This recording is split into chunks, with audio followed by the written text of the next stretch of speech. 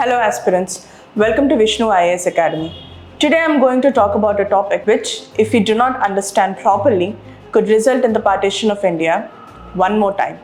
The topic is the Khalistani movement. Today morning when I opened the newspaper, I saw how the External Affairs Ministry is preparing for PM Modi's visit to the United Kingdom.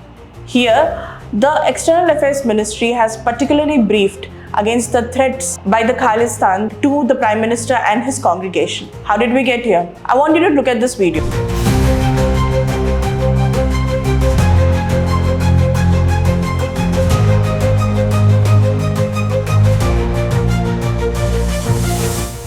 Now look at this video.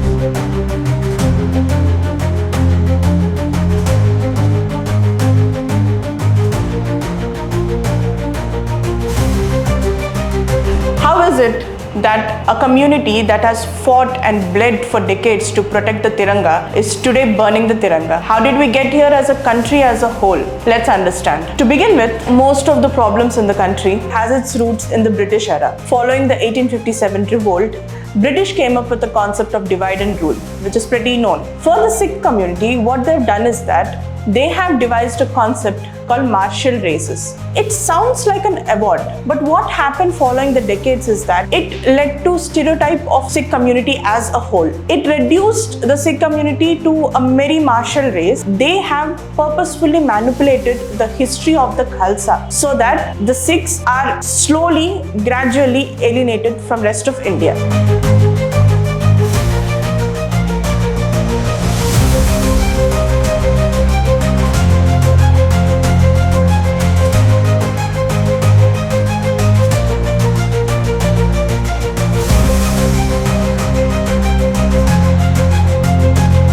Then came 1947, the time of partition.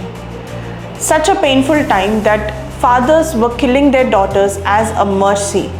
Yes, that is how painful it was. The Sikh community was essentially reduced as a refugee in their own countries. After all the bloodshed they faced, my question is, did we do right by them? Did we rehabilitate them properly? Did we treat them with dignity? In many cases, the answer is no. All the chaos that followed post 1947, everything culminated during the Prime Ministership of Mrs. Indira Gandhi. At this time, we could clearly see in the 1970s and 1980s, we could clearly see how the Sikh community was marginalized, how they were reduced into poverty despite Green Revolution, how the inequalities were exacerbated. So here at this time, there comes Anandpur Resolution in 1973. This resolution was effectively to preserve Sikh identity, to demand more rights for the Sikh community.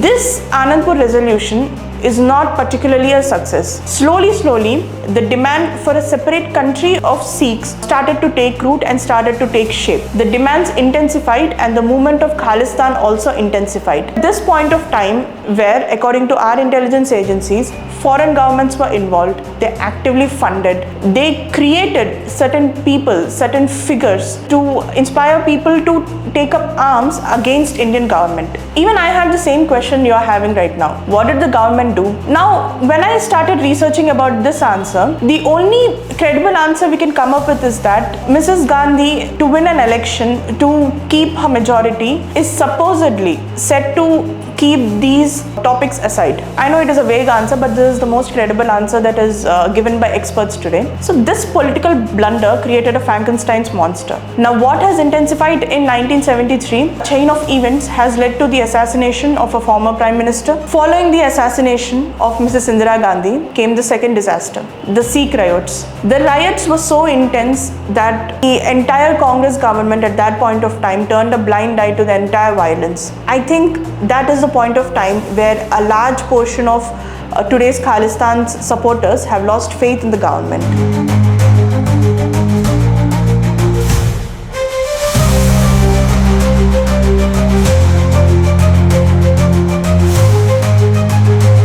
Again, it takes a big government to admit its own mistake. There were efforts made actively to include Sikhs in each and every scheme possible, but still today we can see widely on the internet their dissent remains. I need you to remember here that I'm only talking about the dissent and the injustices. As a fellow citizen, I agree with them, but Khalistani movement, the violence, there is no way we are supporting something like that. I'm going to ask you another question. Are these people really pro-Sikh? Are they really working for Sikh upliftment? I'm going to give you two facts. First fact, Punjab today is drowning in drugs. An entire state which was known for its discipline, today every other teenager is addicted to alcohol or weed or any other drug which I can't even probably say on YouTube.